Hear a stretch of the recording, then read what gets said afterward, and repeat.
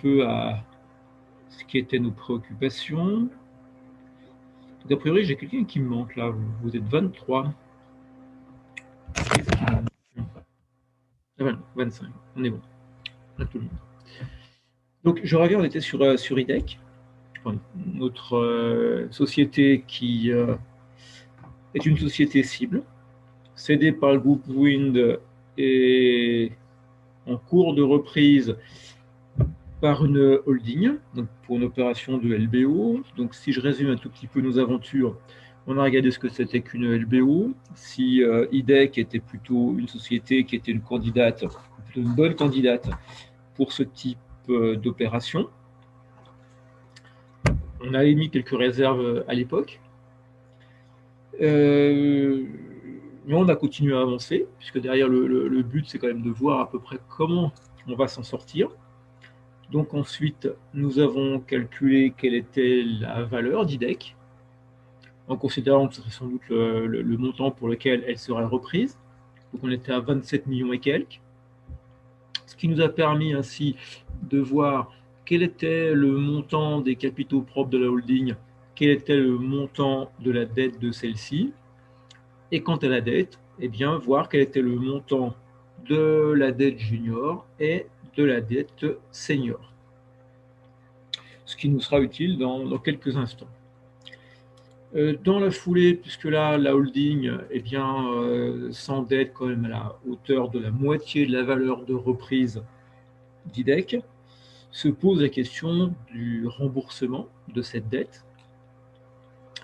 Et donc, le seul revenu que va avoir la holding, puisque cette holding, elle a juste comme rôle d'être finalement le support ad hoc pour la reprise et la détention d'IDEC, le seul revenu qu'elle peut espérer avoir, ce sont les dividendes que l'on va remonter de la cible à la holding. Et pour ceci, on a dû vérifier que le dividende que l'on avait calculé pour chacune des années, eh bien, il y a assez de trésorerie qui soit générée pour pouvoir les verser à la holding. Et ça, c'était nos tout derniers calculs, si vous vous rappelez bien. Et puis vient le gros morceau. C'est ce qui va nous intéresser maintenant. C'est le montage du plan de financement de la holding.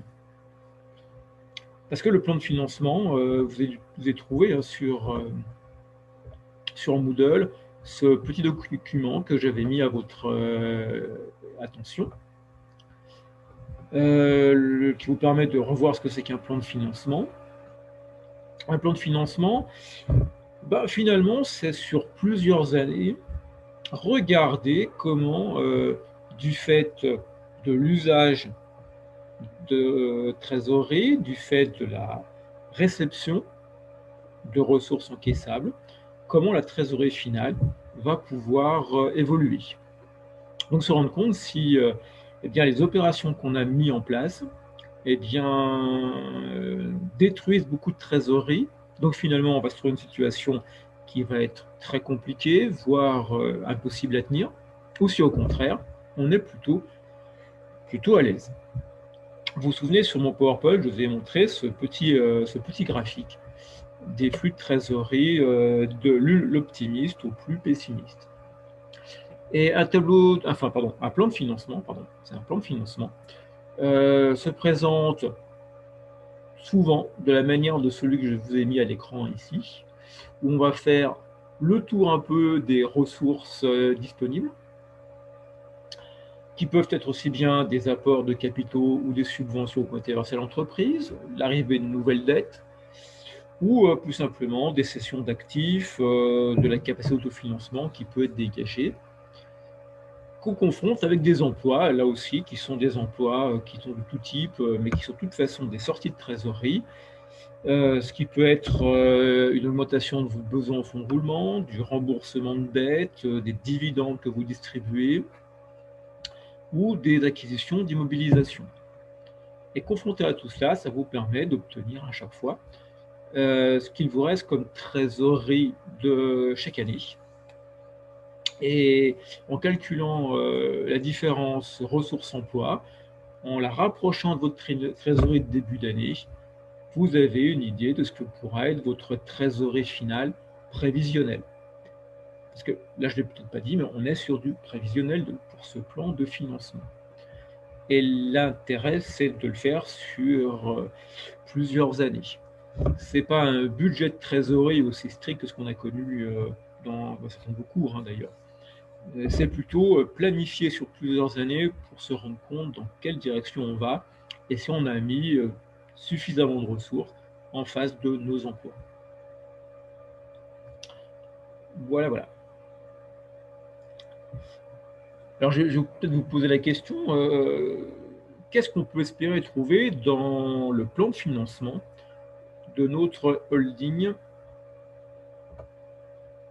pour notre petit exercice?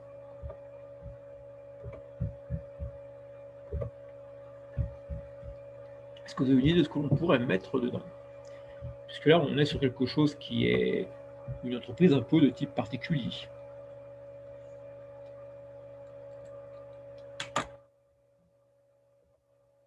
Par exemple, si je me mets du côté des emplois, qu'est-ce que je vais trouver comme emploi particulier pour notre holding? Les dividendes qui remontent? Ouais. Mais est-ce que la holding, elle verse des dividendes? Non. Donc, il n'y en a pas. Donc, ça, c'est réglé. C'est pas le but de la holding. C'est pas de verser du dividende aux associés. On est vraiment sur un outil là. C'est pas une société comme une autre. C'est l'outil qui doit permettre d'avoir de quoi racheter la société cible et derrière, finalement, être une sorte de coffre-fort. Mais si on a de l'argent disponible au niveau de la holding, c'est prioritairement pour rembourser la dette. Et là, je crois que j'ai tout dit. Ouais, il y a deux choses qu'on va retrouver dans la catégorie des emplois. Il y a tout d'abord une première sortie qui va se faire, qui est en fait quasi immédiate au tout début de la vie de la holding. Elle a été constituée pour faire l'acquisition de la société cible. Donc en gros, là, vous avez une année où vous avez une sortie monstre d'argent, c'est l'achat d'IDEC. C'est par exemple ce que je vais appeler, enfin c'est ce qui se fait en 2007 par exemple, pour notre exemple. Et puis il y a le deuxième élément, qui est deuxième emploi. Comme vous le disiez, c'est le remboursement annuel. Je vais mettre des emprunts, en sachant qu'on a deux familles d'emprunts différents. Ça, ce sont les emplois d'IDEC, de la holding. Enlever IDEC. Ce sont les emplois de la holding qu'on va retrouver sur plusieurs années.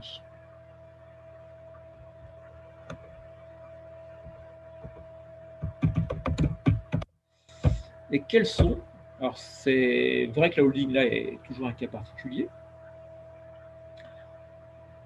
quelles sont les ressources que l'on peut espérer avoir au niveau de notre holding?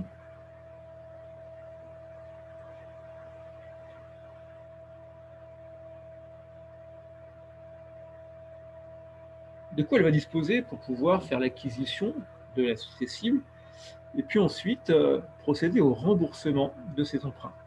De cash. Qui est-ce qui a dit ça? Geoffrey. Geoffrey. Ouais, la donne cash, mais je dirais, c'est pas spécifique à la situation là. On a toujours besoin de cash. Mais il vient d'où ce cash? Trésorerie. J'ai pas bien entendu.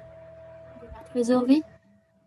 Ouais, mais ça, je dirais, c'est un peu comme si vous me dites j'ai besoin d'eau, je prends l'eau dans le tonneau. Mais comment l'eau est arrivée dans le tonneau? Vous avez besoin de trésorerie, vous avez besoin de cash. Alors, on va dire que c'est des termes similaires. Mais d'où ils arrivent? Parce que la holding, elle a bien dû être créée par quelqu'un, donc il y a quelque chose qui doit apparaître quelque part. Des rapports des associés? Des rapports. Les apports. Ah, les apports. Je me dis que les rapports. Non, c'est les apports. Je me disais s'ils font des rapports, ouais, c'est bien, mais il y a effectivement le capital qui est amené par les associés. Ça, le capital, il est amené avant qu'on procède à l'acquisition. Mais le capital, c'est que la moitié du financement de reprise d'IDEC. Par l'emprunt? Et bien oui, après, vous avez l'emprunt, toujours à la même date, hein, avant la reprise. Je dirais ça, c'est les toutes premières entrées que vous voyez dans votre plan de financement. C'est valable que pour une année. Et puis, qu'est-ce que j'ai d'autre? Les dividendes? Ouais. Donc, en gros, ce qu'on va appeler un flux de trésorerie. Pardon.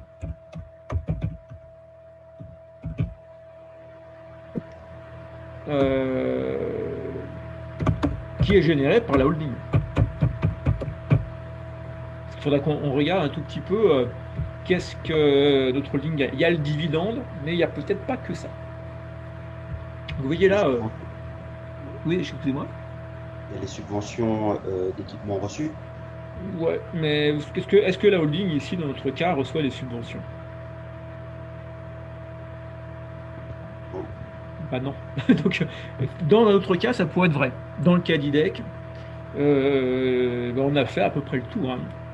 S'il y a des subventions, on dirait subvention, par exemple 2007. Parce qu'on a souhaité aider la holding dans le sauvetage de la société cible.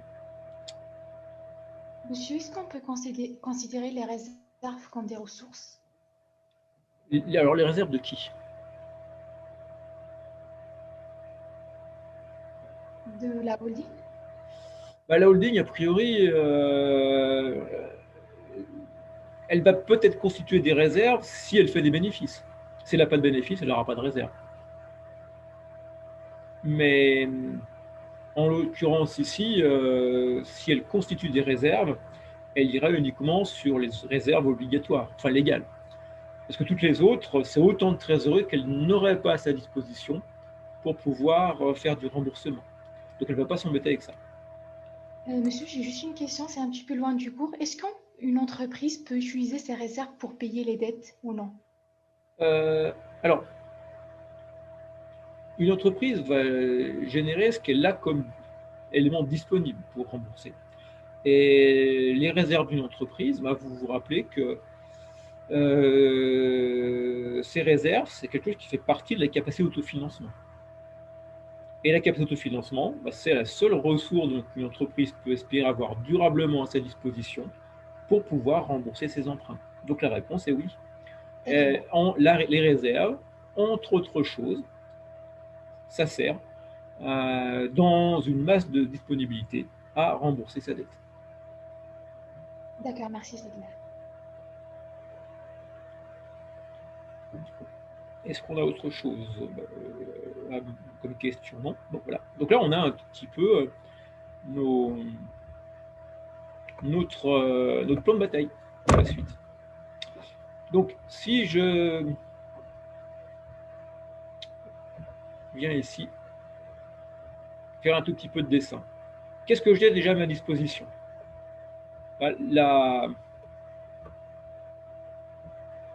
La valeur d'acquisition de la société, je la connais. C'est ce qu'on a calculé la dernière fois. Donc, c'est 27 millions et quelques. Ça, on sait. Ensuite, le remboursement annuel des emprunts. Ça va être quelque chose qu'il va falloir que l'on calcule. On a la valeur de la dette senior, on a la valeur de la dette junior. La dette senior, c'est du remboursement annuel avec un versement d'intérêt. Donc ça, on va faire calculer. La dette junior, c'est un remboursement in fine avec versement annuel d'intérêt. Donc ça, c'est aussi quelque chose qu'on aura calculé. Ce sera utile pour nous. Ensuite, le montant du capital. Ça, je l'ai à ma disposition. On l'a calculé la dernière fois. Le montant emprunté, on le connaît aussi. C'est les deux dettes. Donc ça, c'est une info qu'on a déjà. Et puis le flux de trésorerie de la holding, eh bien, ça, je n'en sais rien. C'est quelque chose que je vais devoir calculer. Et pour pouvoir calculer ce flux de trésorerie de la holding, voilà, vous voyez, je suis en train de mettre en place un tout petit peu mon plan de bataille. De quoi vais-je avoir besoin? Pour calculer mon flux de trésorerie de la holding, une première chose que je connais déjà, c'est le montant des dividendes. Ça, vous me l'avez dit tout à l'heure.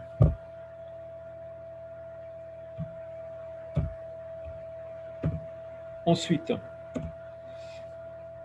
qu'est-ce qui va me diminuer ce flux de trésorerie? Oui, attendez, j'ai un petit plus là.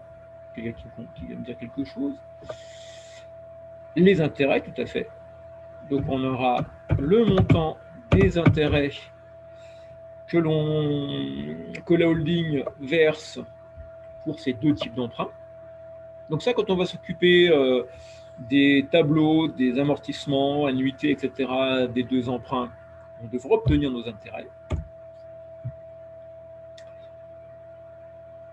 Et puis, il y a encore un élément que l'on va devoir regarder. Et oui, effectivement, comme vous le dites si bien, Chloé, je vais peut-être avoir du décaissement d'impôts à effectuer. Voilà, ça me donnera mon flux de trésorerie. Là, on est face à un plan de financement finalement qui est très simple, puisque notre holding, elle n'a qu'une source de revenus, les dividendes qu'on lui verse. Et en termes de charges, c'est vite vu, c'est de l'intérêt. Et puis, c'est un éventuel paiement d'impôts. Bon, on est pas mal. Si je résume le dividende, ça, on le connaît, puisqu'on a fait une petite simulation autrefois. Donc ça, je connais. Le montant de l'intérêt, je vais mettre une croix parce que quand je me serai occupé de la question de cette annuité, etc., de l'emprunt, je connaîtrai le montant des intérêts des deux emprunts annuellement. Donc ça, c'est comme c'était réglé. Et puis la question du décaissement de l'impôt, ça, il faudra qu'on regarde plus précisément quel est l'IS que la holding va devoir inverser. Donc, il faudra qu'on regarde un tout petit peu ce qui va être notre montant d'IS en fonction de la situation de l'entreprise. Est-ce que pour l'instant, ça va pour vous?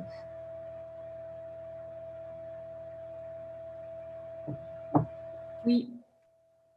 Bon, alors en termes d'organisation de nos opérations, je vous propose que dans un premier temps, je le mets en rouge, dans un premier temps, on se débarrasse du problème des emprunts.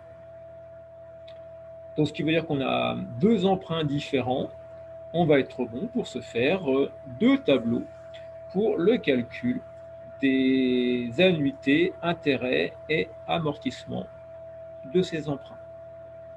Peut-être qu'il faudra qu'on revoie au passage certaines formules de calcul. On en reparlera.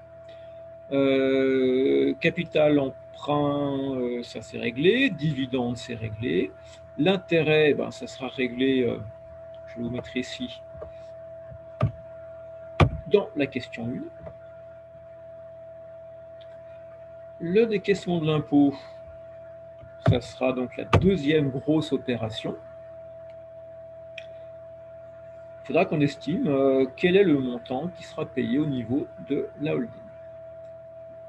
Ça, on y reviendra un peu plus tard. Voilà notre petite affaire.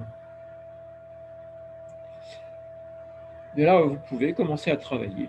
Pouvez-vous me calculer les annuités, le montant des charges d'intérêt annuelles et le montant de l'amortissement des emprunts pour les deux dettes, senior et junior,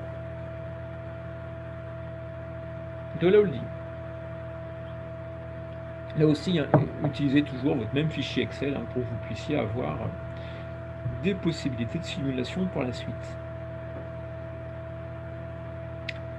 Allez, à vous de jouer. On a plusieurs formes d'emprunts. Je vais rester sur les emprunts, tout d'abord, qui sont des emprunts à remboursement annuel. Ce qui est ici le cas de nos dettes seniors.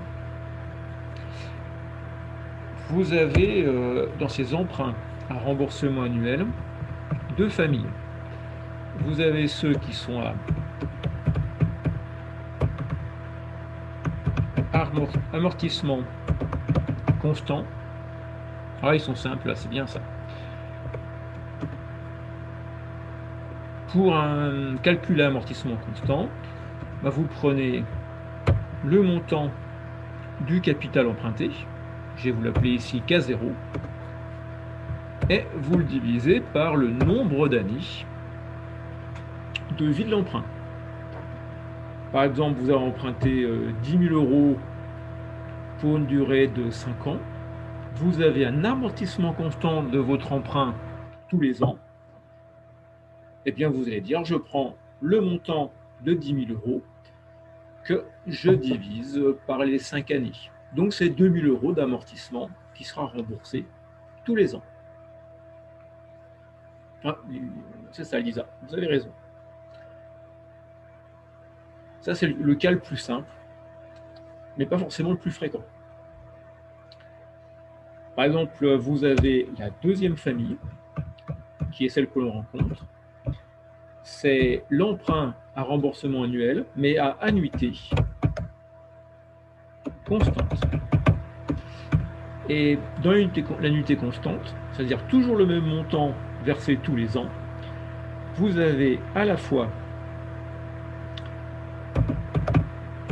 l'intérêt et vous avez la part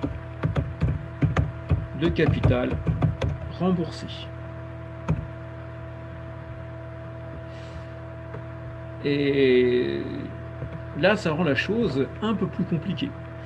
Parce que tous les ans, vous versez à l'organisme prêteur la même somme d'argent, mais la part de l'intérêt et la part du capital remboursé dans cette somme, toutes les années, n'est pas la même. Par exemple, si je vous fais un petit carré ici, et dans ce carré, voilà le montant que vous remboursez tous les ans. Donc le montant est le même, hein, si même visuellement, je ne suis pas tout à fait juste, normalement le montant est le même. Et vous allez avoir une part qui est par exemple la suivante, entre ce qui est capital et intérêt, qui est comme ceci.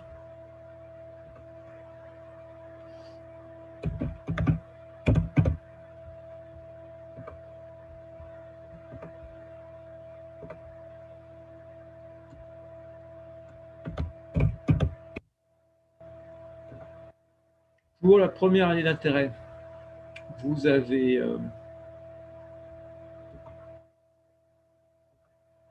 une part qui est remboursée, qui majoritairement est constituée d'intérêt, et très peu de capital remboursé. Et puis au fur et à mesure que vous avancez dans le temps, comme vous avez remboursé un petit peu de capital, ce sur quoi s'applique le taux d'intérêt est un montant qui va tout doucement diminuer. Donc la part d'intérêt dans ce que vous payez chaque année est décroissante. Alors que dans le même temps, la part du capital dans ce que vous versez annuellement, peu à peu, est croissante. Par exemple, si vous avez des emprunts type immobilier, en tant que particulier, c'est tout à fait ça. Les premiers mois, les premières années, vous remboursez beaucoup d'intérêts tous les mois et une très faible part du capital emprunté.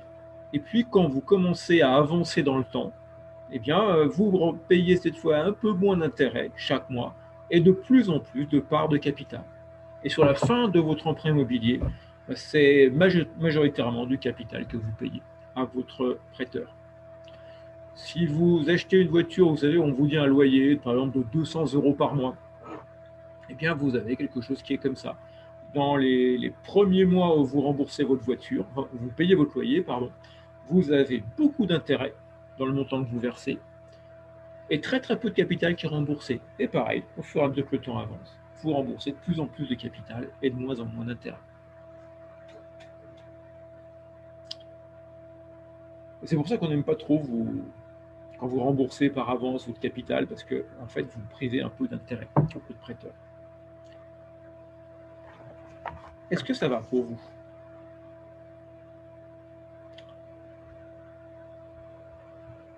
Oui. Alors, le plus compliqué, c'est de trouver cette annuité constante, celle qui est là. Parce que c'est la même chaque année, et vous voyez, sa composition varie. Alors, pour pouvoir faire ce calcul-là, eh bien, on a une formule pour calculer notre annuité. La formule est la suivante, et je sens que je vais m'amuser avec cet instrument-là pour vous l'écrire. Vous prenez le montant du capital initial, K0, que vous multipliez par le rapport entre le taux d'intérêt de votre dette, qui est divisé par 1 moins 1 plus taux d'intérêt. Et là, je suis très mal pour faire un exposant n. Comment je vais me débrouiller avec ça? Ah si, donc là, hop. Exposant moins petit n, n étant le nombre d'années. Voilà la formule que vous avez peut-être bien vue à un moment ou à un autre en mathématiques financières. Il me semble qu'en licence, on le voit en première année.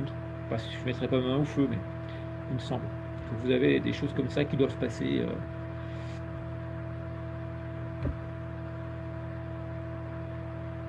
Donc vous avez cette formule-là qui est utilisable. Alors je sais ce que vous allez me dire. J'en vois déjà quelques-uns, parce que je commence à vous connaître, qui font la grimace, qui vont me dire, pour mettre ça dans une cellule d'Excel, on va encore s'amuser un petit quart d'heure. J'ai tort. Et en fait, vous avez quelque chose qui est tout près dans Excel.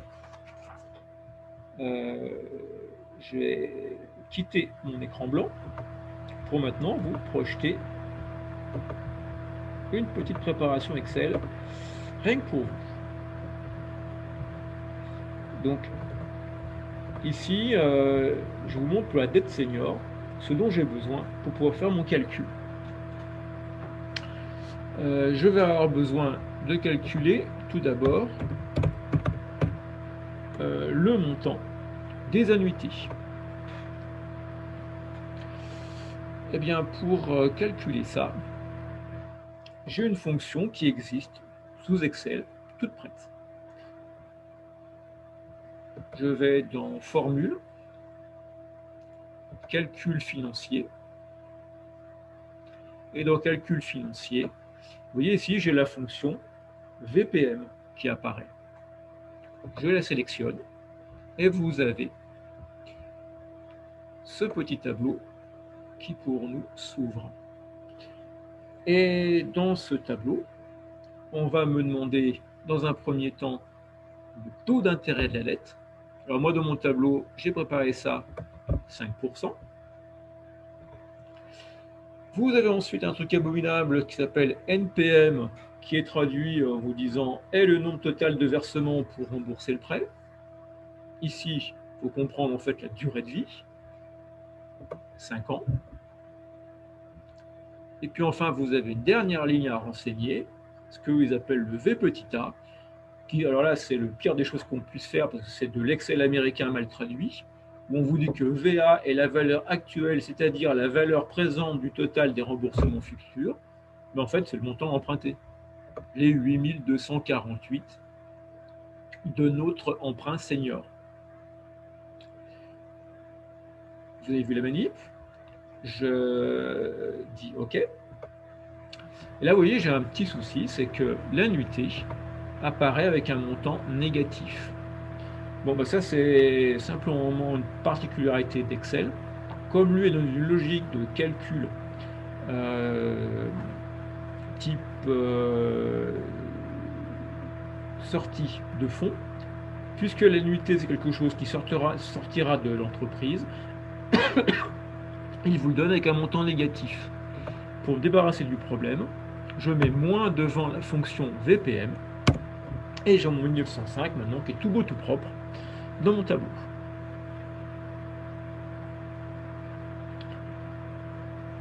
Est-ce que pour la manip, ça va pour vous? S'il faut, je vous la remontre, hein, si vous avez besoin. Mais je vous encourage à l'utiliser. C'est quand même un peu moins compliqué que la formule barbare que je vous ai montrée tout à l'heure. Maintenant que j'ai l'annuité, eh bien, je suis sauvé. Parce que je vais pouvoir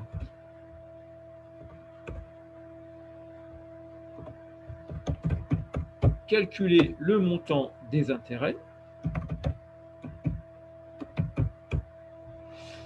Donc, l'intérêt, plutôt les intérêts, ils sont calculés sur le capital que vous devez encore en début d'année. Donc, lorsque je suis sur la première année, donc lorsque je suis ici en 2008 dans mon exemple, eh bien, l'intégralité de l'emprunt est encore due. Le taux d'intérêt qui s'applique est de 5%. Donc la première année, j'ai pour 412,40 et quelques euros d'intérêt qui est dû. Ces 412 sont compris dans l'annuité. Donc, je vais par déduction, par soustraction, trouver le montant du capital amorti dans notre annuité. Pour ceci, je prends les 1905 d'annuité et je le retranche les 412 d'intérêt. J'ai donc 1492 de capital qui sera remboursé dans l'année 2008. Monsieur, est-ce que vous pourriez juste refaire un petit coup de manip, s'il vous plaît, parce que ça a bugué et puis du coup j'ai perdu le... Eh ben, je vous reprends à partir d'où? Juste pour retrouver le 1492,69, s'il vous plaît. Alors, j'enlève. Hop. Donc, dans les 1905 d'annuité, j'ai à la fois le montant des intérêts calculés sur le capital qui est encore dû, et j'ai l'amortissement du capital de l'année. Donc, ce que je rembourse en fait de mon emprunt. Donc, je vais pouvoir dire que si je veux obtenir cet amortissement du capital, je vais prendre le montant de l'annuité et je lui retire les 412 d'intérêt. Ce qui fait que la partie qui me reste, c'est l'amortissement du capital.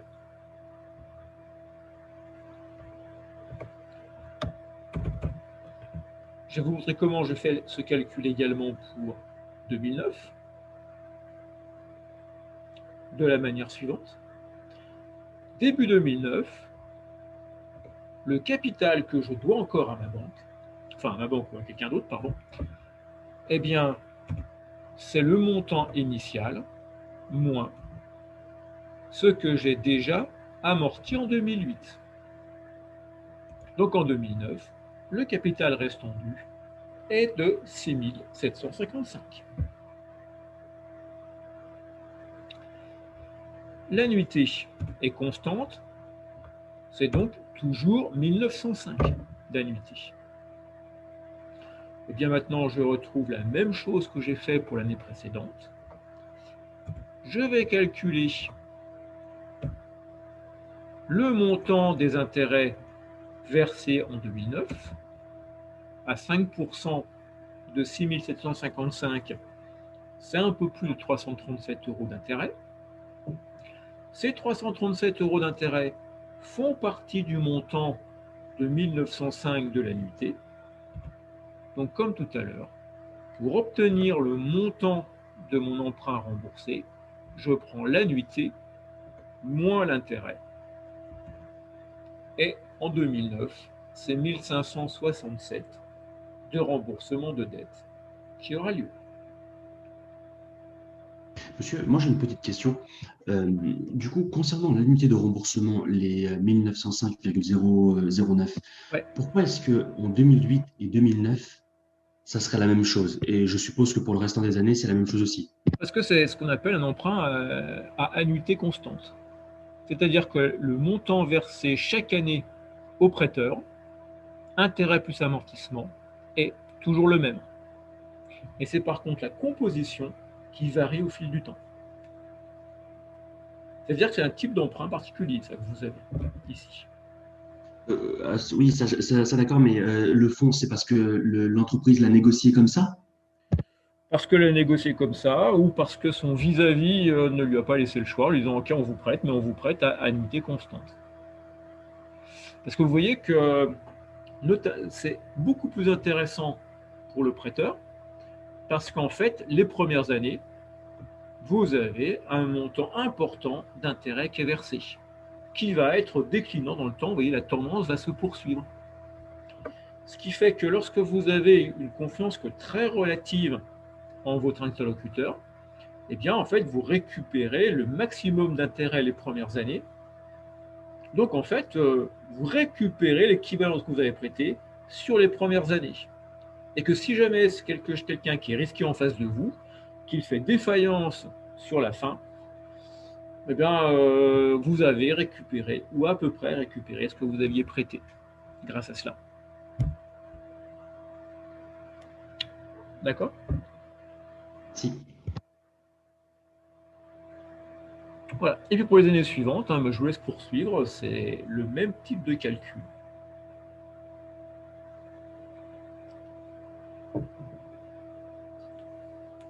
Mais voilà, utilisez bien dans votre tableau cette formule VPM. Elle est assez précieuse pour nous éviter de nous souvenir de ces formules un peu barbares. Monsieur, Oui. est-ce que vous pouvez juste nous dire votre amortissement, par exemple, du capital pour 2012, juste pour voir si c'est bon? Ouais, il faut que je change de fichier parce que je ne l'ai pas sous les yeux. Mon amortissement pour 2012, 1814,37. D'accord. Donc vous devez avoir un tableau qui ressemble un peu à ceci pour notre dette senior. Donc c'est jamais que le même que je viens de vous montrer, que j'ai élaboré avec vous. Là vous voyez nettement qu'au fur et à mesure des ans, le montant d'intérêt est de plus en plus faible au sein de l'annuité, parce qu'on part de 2008 avec nos fameux 412 et on finit en 2012 avec à peine plus de 90 € d'intérêt. Et par contre, l'amortissement de l'emprunt au sein de l'annuité est croissante, puisque vous aviez les 1492 dans l'annuité de la première année, et vous finissez avec 1814, la dernière, c'est-à-dire presque, pas tout à fait, mais presque l'intégralité de l'annuité est composée d'amortissement. Voilà, je voulais vous montrer aussi cette formule parce qu'il faut vraiment que vous preniez un peu l'habitude de les utiliser. C'est bête comme chou, mais il faut l'avoir vu une fois, je pense. Ça, c'est notre dette senior. La dette junior, je vous le montre parce que c'est quand même beaucoup plus facile. La dette junior, c'est une dette qui est remboursement in fine. Ce qui veut dire que le capital est remboursé à la fin de la dernière année de vie de la dette, ici en 2012. Et que les années qui précèdent le remboursement, eh bien, ce n'est que du versement d'intérêt, et cet intérêt est calculé sur le capital emprunté. Donc, vous allez avoir pendant 5 années un intérêt, toujours le même, c'est 6% du capital initial, soit presque 330 € par an. Et puis, dernière année, boum, les 5498 kilo-euros sont remboursés. Voilà, c'est bien parce que là, on a une partie importante de notre tableau, de notre plan de financement qui est rempli. Celui des emplois, on a le montant de l'acquisition. On a maintenant le montant des remboursements de la dette également qui apparaît. Et on a les intérêts qui vont nous permettre d'aller calculer l'imposition de notre holding. Voilà. Ce tableau, ça va pour vous? Oui. Parfait. Bon. On va passer maintenant sur la deuxième étape, qui est l'étape aussi un peu lourde. Je remets mon tableau blanc que je nettoie. Hop. Parce que, vous vous rappelez, l'étape maintenant qui nous reste à déterminer, c'est le flux de trésorerie dégagé par la holding.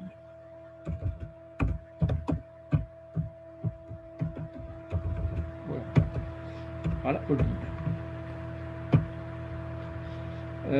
Ce flux de trésorerie, on avait vu que pas mal d'éléments pour nous étaient connus. Elle perçoit du dividende, elle a des intérêts, ben maintenant ça y est, on connaît les montants, et puis il y a le décaissement de l'impôt. Donc notre besoin maintenant, c'est calcul du décaissement d'impôt.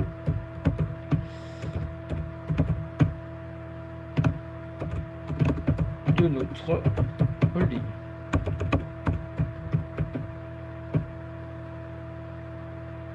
Quelle est l'information très précieuse qui va nous permettre de faire ce calcul?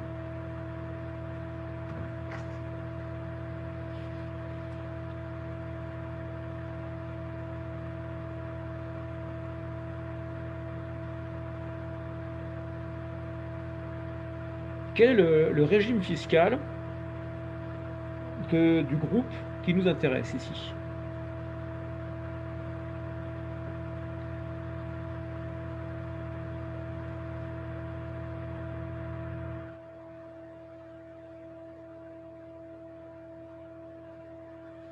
Eh bien, oui.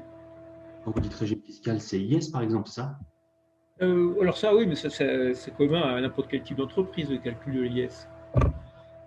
Mais vous avez, pour vos l'IS calculés, ce qu'on appelle des choix qui sont faits.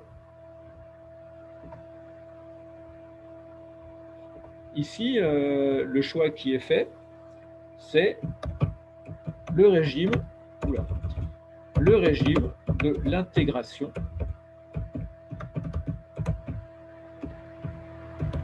fiscale. Ça, c'est le choix qui a été fait pour ce groupe. Est-ce que vous vous rappelez comment fonctionne ce régime d'intégration fiscale?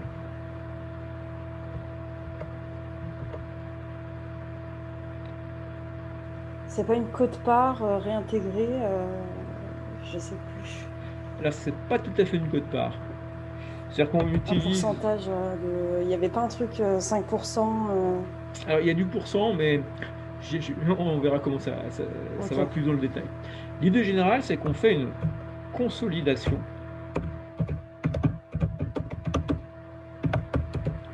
des résultats des sociétés qui composent un groupe.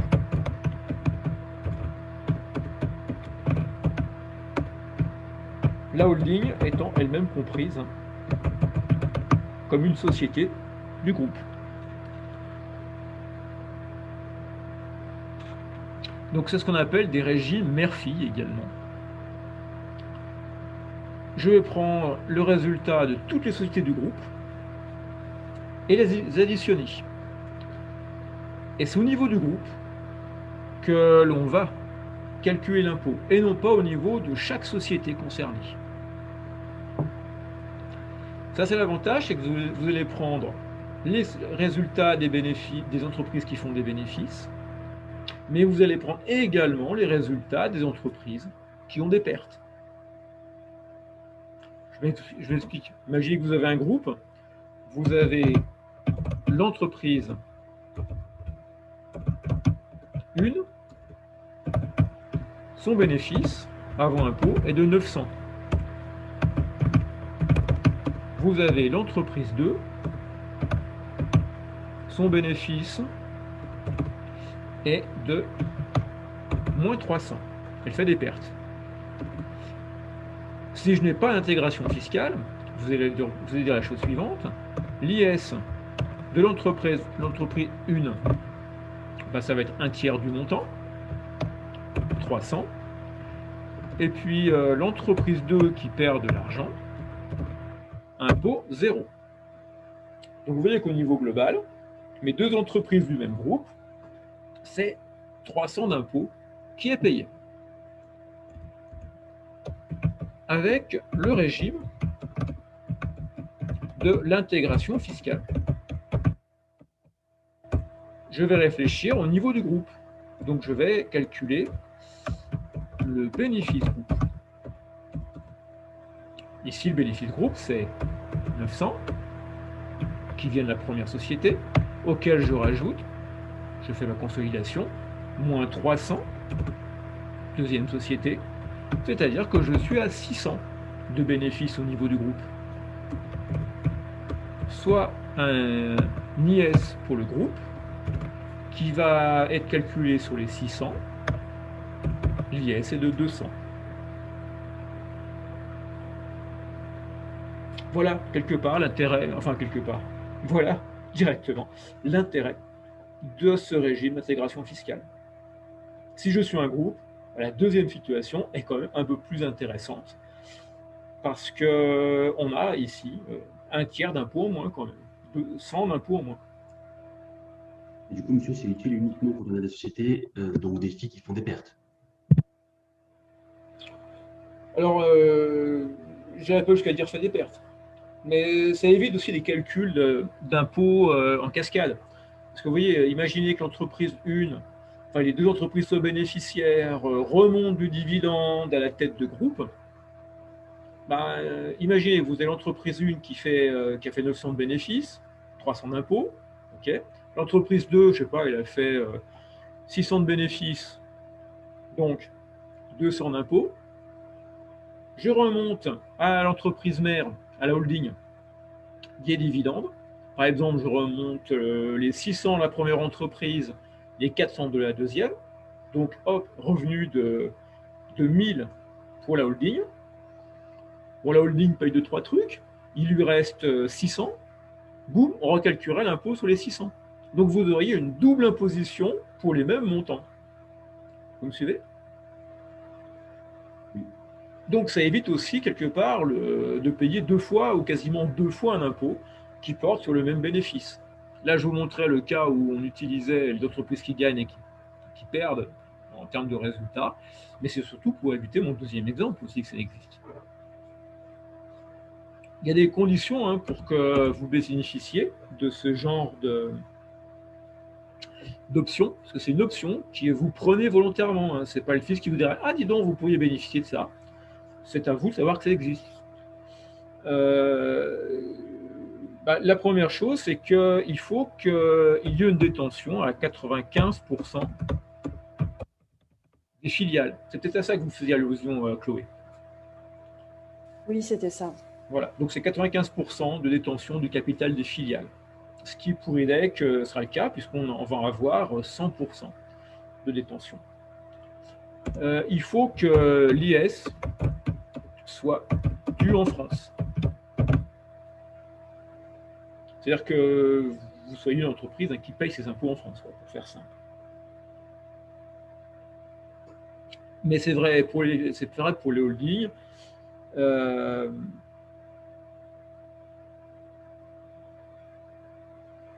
Qu'est-ce que je voulais vous dire d'autre qui est important Oui. C'est une option qui est valable 5 ans et renouvelable. Elle est renouvelable indéfiniment. À partir du moment où vous avez toujours les conditions précédentes qui sont respectées.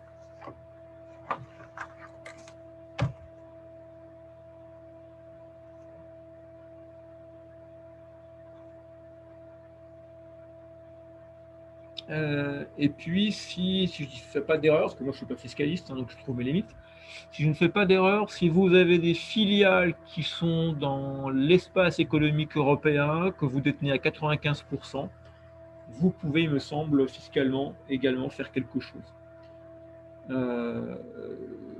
Donc soit vous êtes dans l'espace économique européen, soit éventuellement il y a des conventions fiscales qui sont signées avec le pays où se trouve le partenaire, enfin la filiale.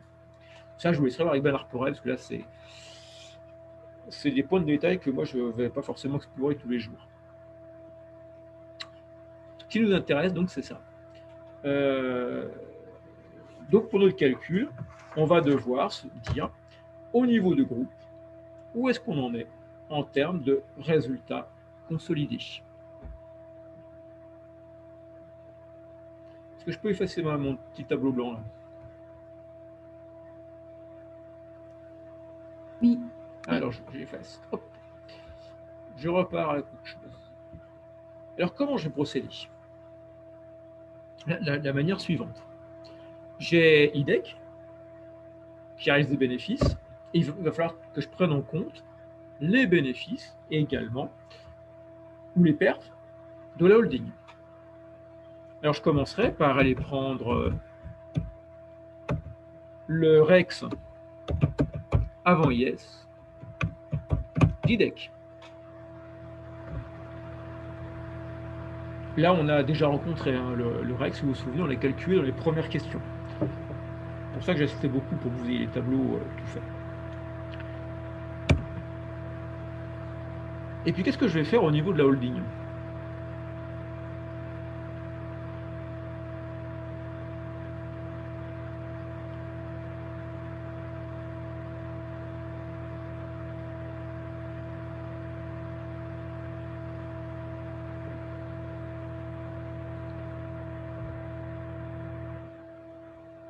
Allô, allô. On va peut-être lui retrancher les intérêts. Et quoi donc? Et quoi d'autre, pardon?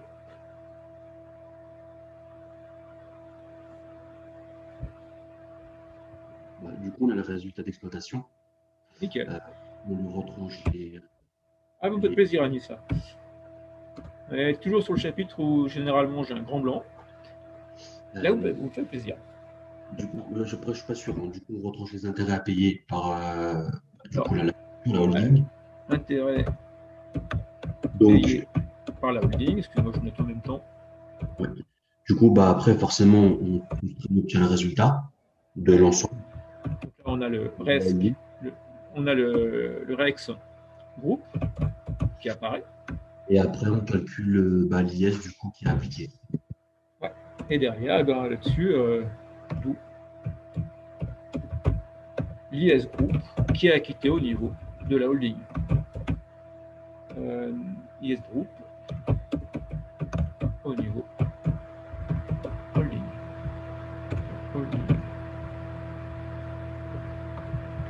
Dieu. Oui, attends, je vois quelqu'un m'entend ou pas. Quelqu'un est en train de m'envoyer un message. Ouais, c'est bizarre, ok. Excusez-moi, je vous écoute. Au niveau du résultat d'exploitation, moi, les intérêts payés par la holding égale résultat d'exploitation groupe. C'est pas plutôt résultat courant avant impôt, non? Ce qui sera la même chose. C'est pas égal. C'est la même chose? Vu qu'on a intégré la partie financière. Oui, mais en sachant que la holding est avant tout une holding financière. Donc, elle, pour le résultat d'exploitation, résultat financier, c'est la même chose. Elle touche des produits financiers, le dividende, et elle paye des charges d'intérêt. Mais c'est pas une entreprise qui a un chiffre d'affaires, qui a des charges d'exploitation classiques. Donc, si ça vous choque trop, je vous mets plutôt, je tente de vous mettre résultat courant avant impôt, mais on est sur un cas très particulier ici. Voilà. Ok, merci. Oui, je vous en prie. Si ça peut faire plaisir, pas de souci. Donc, résultat courant avant impôt. Il est 3 heures. Est-ce que je vous fais une petite pause?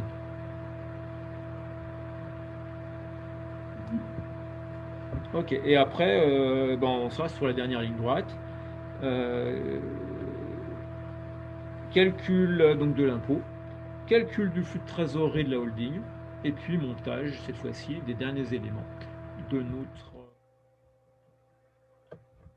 Voilà ce que ça va nous donner pour nos flux.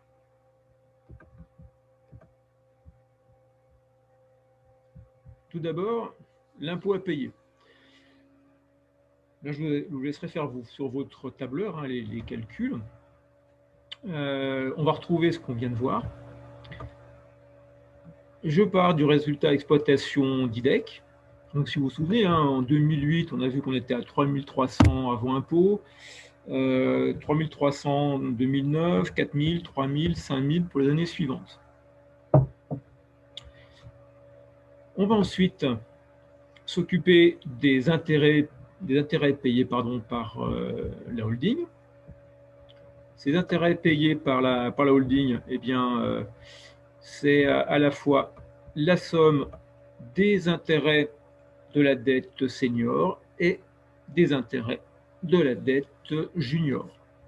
Donc, ce qui vous fait 742,32 la première année. Et puis après, vous voyez en même temps que moi les montants correspondants. Ce qui nous permet alors d'avoir un résultat au niveau du groupe, REX moins l'impôt payé. Par exemple, en 2008, on est à 2557 de résultats pour le groupe. Résultat des courses, eh bien, l'IS à payer au niveau de la holding, puisque c'est elle qui va s'acquitter de l'impôt pour l'ensemble du groupe, va être de 852. Ça, c'est pour 2008. Et puis, vous avez les 4 montants que l'on obtient pour les années suivantes. Et vous voyez que là, on a l'intérêt fiscal d'avoir racheté par LBO, puisqu'on a quand même pour 742 d'intérêt en 2008.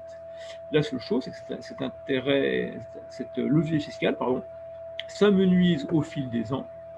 Ça, c'est l'impact de la dette senior, et que le montant d'imposition ne fait que croître, et croît d'autant plus qu'on avait des prévisions plutôt assez optimistes pour notre société IDEC en termes de résultats. Cet impôt, ça sera un flux de trésorerie sortant pour la holding, ce qui nous permet de continuer un peu notre travail. Là aussi, je vous l'ai mis sous forme de tableau en disant,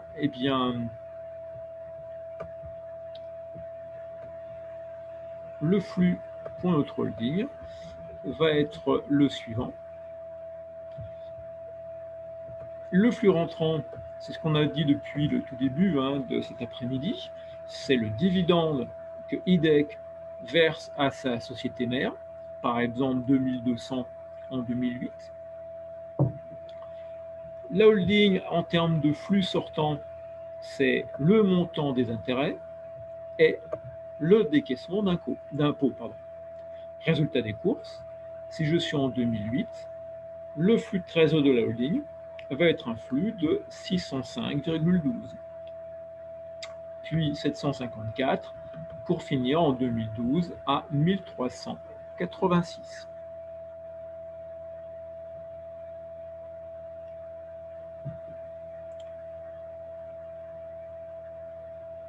Est-ce que c'est bon pour vous?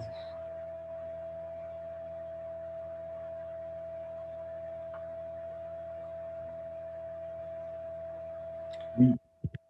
Là, je vous laisse bien monter votre propre tableau pour que vous puissiez après vous jouer avec quand vous avez besoin.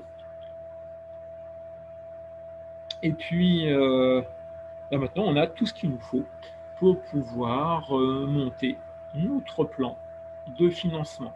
On a fait le tour de toutes les ressources et de tous les emplois que l'on peut rencontrer. Est-ce que je peux vous confier la délicate tâche de me monter le plan de financement?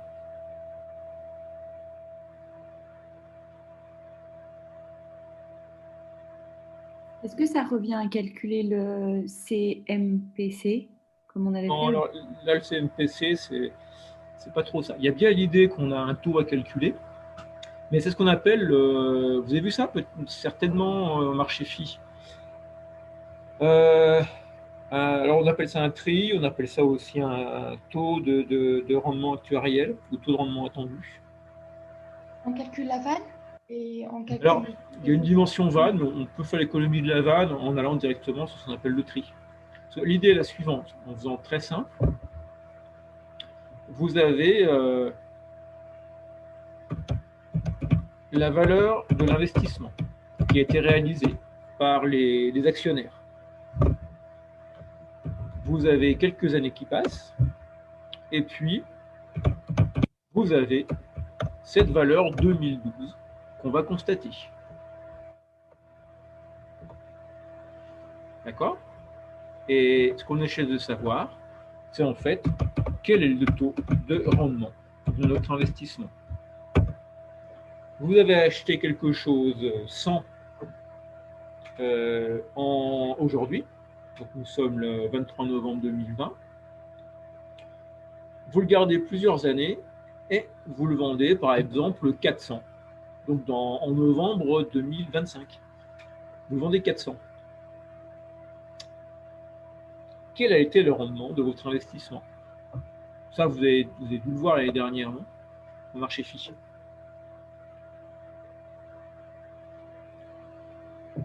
Mais on voit ça aussi dans tout ce qui est choix d'investissement globalement.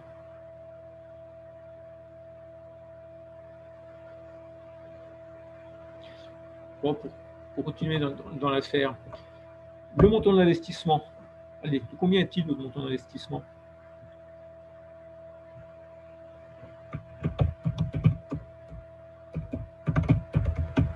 Ils ont investi combien les associés dans IDEC?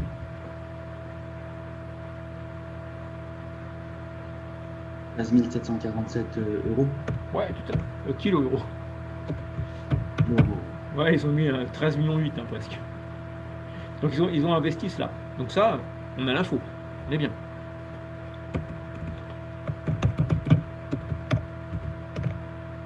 Quelle est la valeur 2012 de notre entreprise?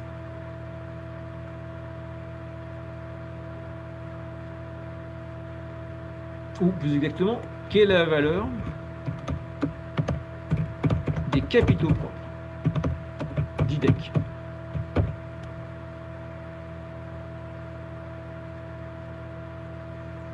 1 386 000. Non.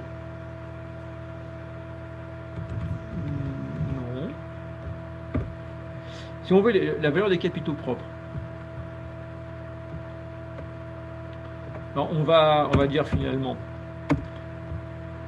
j'ai besoin de trouver la valeur globale de notre structure. Ça, j'y reviens dans quelques instants. Et puis, je vais lui enlever le montant de ses éventuelles dettes financières. Donc, si je réfléchis en termes du groupe, notre groupe, quelle est sa valeur globale?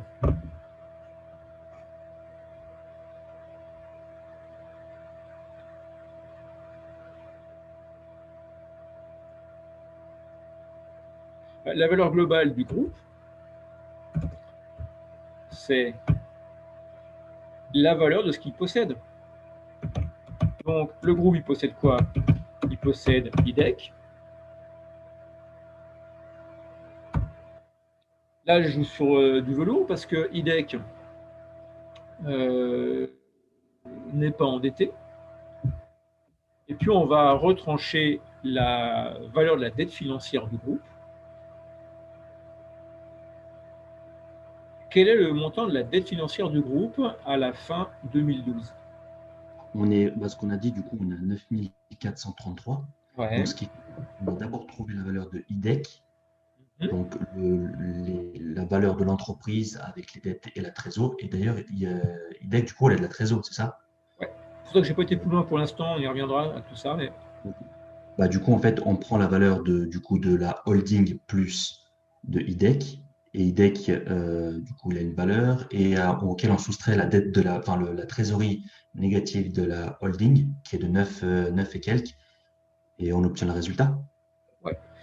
Alors, moi, ce que je ferai, pour reprendre ce que vous avez dit, La valeur globale de la holding, eh ben, c'est ce qu'elle possède. Elle a un patrimoine. C'est un peu comme quand on est sur un bilan patrimonial. Le seul et unique actif de la holding, c'est IDEC. Donc ça, il faut qu'on trouve la valeur d'IDEC. Et puis on va retrancher à ceci ses dettes financières. Ce qu'elle a emprunté dans notre tableau de financement, enfin notre plan de financement, pardon, tout a été remboursé. Donc la dette senior et junior, ça fait 0. Par contre, on a une autre dette qui est apparue, qui est une dette qu'en fait des crédits, des concours bancaires et compagnie, c'est les 9,8 millions de trésorerie négative. Et une fois que vous avez ceci, je pense qu'on n'est pas trop mal pour pouvoir donner la valeur fin 2012 de notre holding. Et donc savoir si on fait mieux ou moins bien que ces 13 millions d'investissements du début. Vous me suivez? Alors, je vais vous montrer ça en revenant sur Excel, parce que là, je vais recoller un peu sur mon tableau blanc, mais ce n'est pas ce qu'il y a de mieux pour faire des calculs quand même. Donc, je vous enlève ceci et je reviens sur ma feuille Excel. Voilà, ici.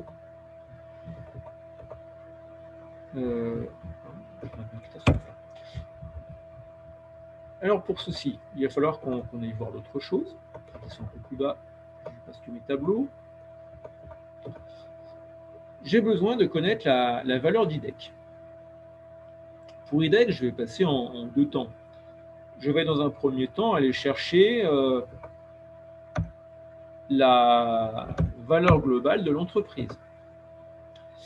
Pour faire ceci, on a utilisé une méthode. Je ne vous en ai pas parlé en cours parce que c'est sans doute les méthodes les plus simples à appliquer. C'est ce qu'on appelle la méthode des multiples. Donc il n'y a pas grand-chose à en dire. Cette méthode des multiples, c'est simplement dire, je prends un des soldes intermédiaires de gestion de l'entreprise et je lui applique un multiple. Donc ici, la méthode, c'est de dire, on va prendre le résultat d'exploitation 2012, dernière année où on a des chiffres, et on fait x8.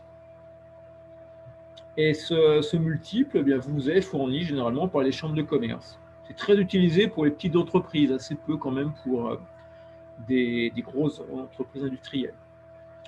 Et ça peut être un multiple de résultats, ça peut être un multiple même de chiffre d'affaires. Hein. Typiquement, vous intéressez par exemple à un bar-restaurant, eh bien, vous prendrez le chiffre d'affaires et vous appliquez un multiple. Vous direz, voilà ce que ça doit valoir à peu près ça. Donc ici, on a fait ce calcul que moi j'appelle très rudimentaire à IDEC. Résultat 2012, prévisionnel de 5000, multiple de 8. On donne une valeur globale de 40 000 à IDEC. Et puis pour obtenir derrière la valeur des capitaux propres, on fait la même chose qu'on a vu précédemment. On va s'occuper de ce qui est élément de dette ou de trésorerie. Ici, IDEC n'a pas 1 centime de dette. Par contre, IDEC n'a pas distribué tout son bénéfice, on l'a vu. Donc, c'est constitué une jolie petite trésorerie. Et là, pour 3,6 millions de trésorerie. Je vais dire alors, IDEC, 40 millions plus 3,6 millions, a une valeur pour ses capitaux propres de 43,6 millions d'euros. Monsieur ? Oui. Vous le trouvez où vous la trouvez où, la valeur de la trésorerie, 3600 ? Dans le tout dernier annexe. Je n'ai plus le numéro, si c'est l'annexe 6 ou l'annexe 7. Okay. Mais la toute dernière, quand vous êtes... Ouais, c'est l'annexe 7. Quand vous êtes sur les principaux éléments du montage financier, vous avez à peu près au milieu du paragraphe quelques lignes où on vous dit vous avez trouvé ? Oui, c'est bon, merci. Nickel. Donc voilà, IDEC, vaudrait 43 millions au bout de quelques années. Bon, bah, ça c'est bien, parce que derrière, on va pouvoir regarder ce que vaut la holding en faisant le calcul suivant. La valeur de la holding, son patrimoine, c'est 43,6 millions d'euros. Je vous donne ici donc la valeur globale, hein, entre guillemets, de la holding, la VGE. J'enlève tout ce qui a valeur de dette. Donc la dette senior junior remboursée, on est à 0. Par contre, la dette liée à la trésorerie, elle a explosé, 9,5 millions. Les capitaux propres, au 31/12/2012, eh bien, ça vaut 34,1 millions.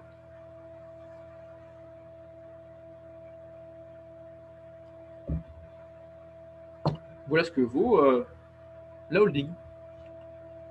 Bon, j'en ai presque terminé avec mon calcul. Alors, vous pouvez vous faire le jeu de différentes manières. Soit vous passez par la fameuse formule de tri, donc certains avaient l'air de la connaître. Hein. Vous dites, eh bien, j'ai mon investissement qui a été réalisé, mon investissement initial. Derrière, j'ai la valeur des capitaux propres. Eh bien, quel est le taux qui, au bout de N années, fait qu'il y a équivalence entre le montant d'investissement et le montant de mes capitaux propres. Et là, je vous souhaite bien du plaisir pour me trouver quotité, ça se fait bien pour ceux qui aiment. Pour ceux qui veulent être plus rapides, vous avez sous Excel une formule qui va pas mal, qu'on appelle la formule tri-paiement. Je ne sais pas si vous l'avez déjà rencontrée. Si vous ne l'avez pas rencontrée, je vous montre où on peut la trouver. Je vais me mettre par exemple ici. Et ce qui va me permettre de calculer mon taux. Pour ceci, je vais dans les formules financières. Je descends tout en bas, tout en bas, tout en bas. Et vous voyez, vous avez ici tri-paiement. Et je prends tri-paiement. Une fenêtre s'ouvre. Dans cette fenêtre, deux lignes qu'il faut que je renseigne. Une première ligne sur les valeurs, c'est-à-dire en fait sur l'ensemble des flux qui nous intéressent. Moi, j'ai deux flux, le flux d'investissement initial et la valeur des capitaux propres que l'on vient de calculer. Et ensuite, me sont demandées les dates où ces paiements ont eu lieu. Eh bien, là, il faut que je fasse bien attention de renseigner dans Excel mon format de dette plutôt bien, en disant je fais jour, mois, année, avec les slash, comme je l'ai ici. Et une fois que j'ai renseigné mes deux petites fenêtres, normalement, je fais OK, et il me donne un taux que je peux transformer en pourcentage. Voilà, ici, 19,90%. C'est mon taux de rendement attendu, alias mon tri. Est-ce que ça va pour la manip?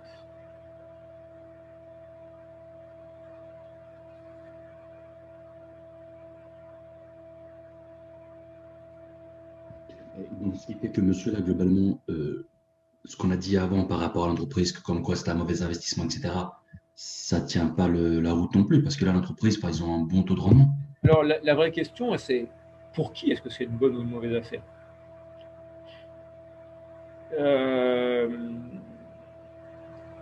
Si la holding arrive à faire en sorte de toujours vivre, lorsqu'elle arrive en 2012, de faire patienter ses créanciers, de faire accepter à ses partenaires, notamment bancaires, d'avoir, vous avez vu, ces niveaux de solde de créditeurs de banque, un solde débiteur de banque, pardon, élevé. Eh bien, pour les associés, c'est une très bonne nouvelle. Parce que vous êtes à un taux, c'est comme si vous aviez placé votre argent qui vous rapporte de 19,90% par an. C'est-à-dire presque du 20%.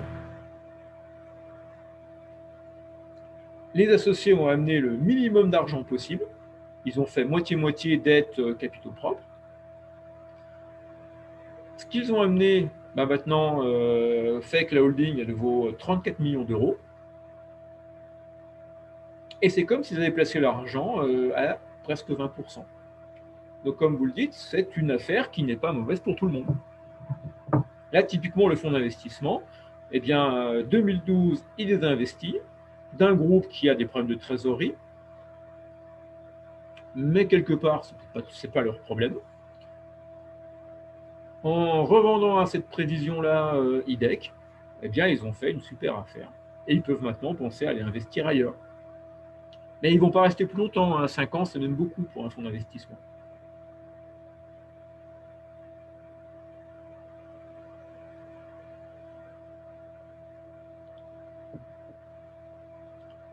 Renseignez-vous par exemple sur les difficultés du groupe Franck et Pignard. Vous apercevrez assez vite que les fonds d'investissement ne sont pas en fait des partenaires industriels. Ils ne sont pas là pour développer un outil, faire des investissements en termes de R&D, etc. Ils sont là surtout parce qu'ils sont sur une logique financière. J'investis et au bout de quelques années, mais qui sont déjà prédéfinis, j'ai une valeur cible de revente. Et quoi qu'il arrive, je ne resterai pas plus longtemps que ce que j'ai prévu. Ça m'assure des taux de rentabilité qui sont, ma foi, pas si inintéressants que ça, quoi.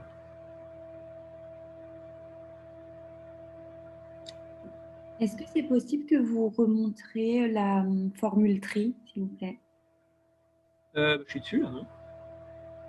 Si vous voyez mon petit bandeau. Ah, vous voulez que j'aille vous la rechercher? En fait, c'est au niveau des dates, je ne comprends pas ce que vous avez fait. Ici? Moi, l'investissement, je l'ai fait en 2007. On est d'accord. Oui. La valeur du groupe, au moment où je vais... Alors, j'ai pris des dates bien faciles. Hein. J'aurais pu prendre n'importe quelle autre date. Je veux dire, le 20 novembre 2012, j'ai revendu, etc. C'est pour quelque chose de bien propre. Mais je dis, voilà, fin 2012. Donc, fin 2012, c'est le 31 décembre. Je me serais défait de mes parts dans la holding. D'accord? En fait, là, ça me fait pile les 5 ans quoi, de possession. Mais on aurait pu bricoler autre chose. Hein. Si je mets le 11 novembre, par exemple, ça pose un problème. Il n'aime pas. Je ne peux pas trop l'embêter. Mais 5 années pile, c'est pratique. D'accord. Ok, merci. Après, ça marche moins bien. Il faut faire gaffe.